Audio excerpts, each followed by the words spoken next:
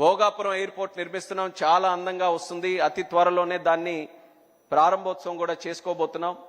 మరొక నెల రోజుల్లో వ్యాలిడేషన్ ఫ్లైట్ కూడా అక్కడ స్టార్ట్ చేయబోతున్నాం. దానితో పాటు జూన్ మాసానికి పెట్టుకున్నాం, కానీ నేను మళ్ళీ చెప్పాను, వీలైతే ఇంకో నెల ముందే ఆ ఎయిర్పోర్ట్ను కూడా ప్రారంభించాలని రాజుగారికి కూడా ఈ సందర్భంగా మరొకసారి గుర్తు చేస్తున్నాను. అలాగే దానితో పాటు ఒక ఎడ్యుకేషన్కి సంబంధించి ఒక యూనివర్సిటీ ఏర్పాటు చేయాలని ముందు మనకున్న ఆలోచన.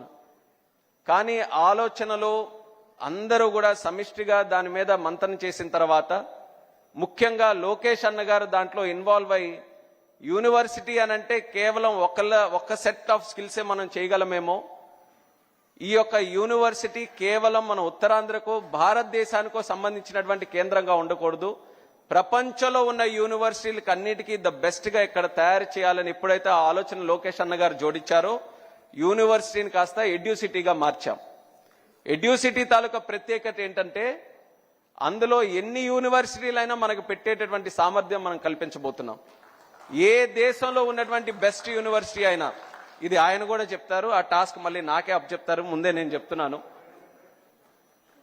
అమెరికాలో కానీ, యూకేలో కానీ, ఆస్ట్రేలియాలో కానీ ఎక్కడెక్కడైతే ఏవియేషన్కి సంబంధించినటువంటి బెస్ట్ యూనివర్సిటీలు, బెస్ట్ కాలేజెస్ ఏవైతే ఉన్నాయో, వాటన్నిటికీ కూడా ఈ ఎడ్యుసిటీ ఒక కేంద్రంగా మారాలి, ఒక వేదికగా మారాలనే ప్రయత్నంతో రేపు రాబోతున్న రోజుల్లో మనం కృషి